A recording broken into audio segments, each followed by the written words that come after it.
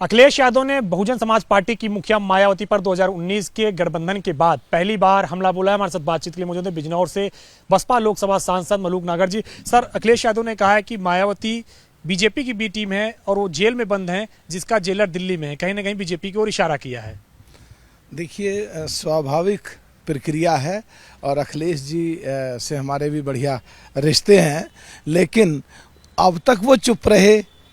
विधानसभा के चुनाव तक कभी हमला नहीं बोला आपके अनुसार, और अगर अब हमला बोल रहे हैं तो ये स्वाभाविक प्रक्रिया कि उनकी समझ में आ गया है कि उत्तर प्रदेश का मुस्लिम समाज के लोग ये समझ चुके हैं कि पूरी जो दूसरी जातियां हैं साथ में समाजवादी पार्टी के, वो वोट बीजेपी की तरफ भाग जाता है और मुस्लिम अकेला खड़ा रह जाता है। और 13% वोट जो हमारा इस बार भी विधानसभा के चुनाव में इंटैक्ट रहा है, उसके साथ अगर मुस्लिम समाज मिल जाए तो बहुत सारे विधायक और बहुत सारे सांसद जीत के आ सकते हैं। इसलिए कहीं ना कहीं ये चीज़ दिमाग में है और कहीं ना कहीं गुस्से में अखिलेश जी ऐसा बोल गए हैं। ऐसा लगता है इससे कि उनको ये लग रहा है कि उत्तर प्रदेश में मुस्लिम समाज बहुत तेज़ी से बीएसपी की तरफ जा रहा है, जो लड़ाई आने वाले समय में बीजेपी की और हमारी आमने सामने होगी। इस तरह की बात वो कर रहे हैं। इस तरह की बात जिम्मेदार स्तर पर आकर के करने नहीं चाहिए।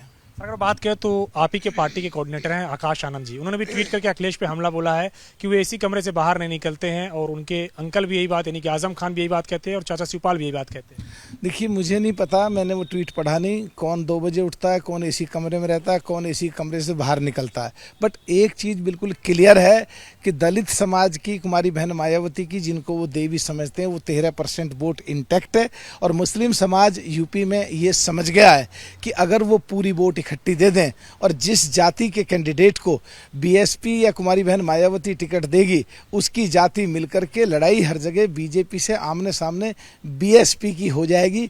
इसका कहीं दिमाग में कोई चीज़ चल रही है जिसकी वजह से ऐसी बातें बोली जा रही हैं। सर, एक सवाल और है। अखिलेश यादव भी लोकसभा चुनाव की तैयारियां कर रहे हैं और खबर ऐसी भी आ रही है कि खुद अखिलेश यादव 2024 के लोकसभा चुनाव लड़ेंगे, और साथ में समाजवादी पार्टी के 20 के ऊपर विधायक हैं जो लोकसभा चुनाव लड़ सकते हैं। देखिए, ये अखिलेश जी लड़ेंगे नहीं लड़ेंगे, डिम्पल जी लड़ेंगी नहीं लड़ेंगी, समाजवादी के एमएलए लड़ेंगे नहीं लड़ेंगे, इसका जवाब तो वो ही दे सकते हैं। लेकिन 2019 में भी डिम्पल जी चुनाव लड़ी थी और जो रिजल्ट ठीक नहीं हो पाया था, तो ये प्रश्न तो उन्हीं से पूछो कौन लड़ेगा या कौन नहीं लड़ेगा।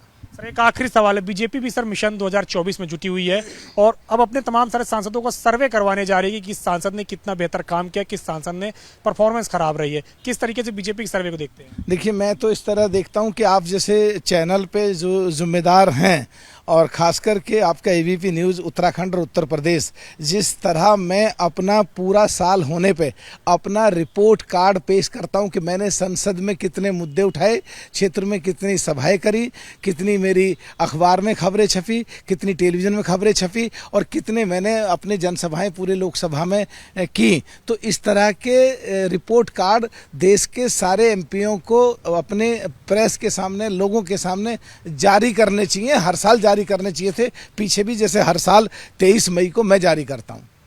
शुक्रिया हमसे बातचीत करने के लिए। बिजनौर से बसपा सांसद मलूक नागर, जिनका कहना है कि जिस तरीके से दलित वोट बैंक जो है पूरी तरीके से बसपा के साथ इंटैक्ट है, 13% वोट हमारे साथ है। अगर मुस्लिम समुदाय भी आता है तो जाहिर तौर से बात है कि बसपा का उम्मीदवार जीतेगा चुनाव। अखिलेश यादव की बयान को कहा कि वो बचकाना बयान है। कैप्टन वीरपाल के साथ अविनाश तिवारी, एबीपी गंगा, दिल्ली।